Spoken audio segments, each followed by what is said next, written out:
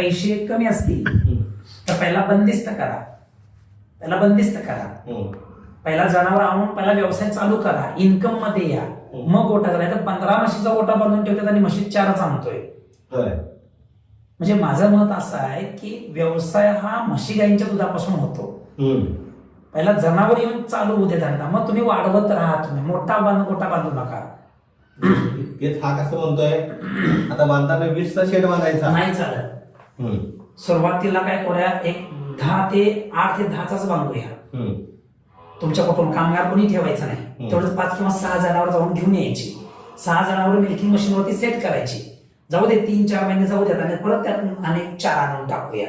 आणि 10-12 मग घरची 1-2 आणि तुमची बाहेरची विकत 10-12. मग तुमचं एक नंबर 70-80 हजार रुपये महिन्याला पैसे मिळतील. अशा पद्धतीची नोकरी किंवा एक धंदा चालू दे, कंपनीसारखं काम होईल.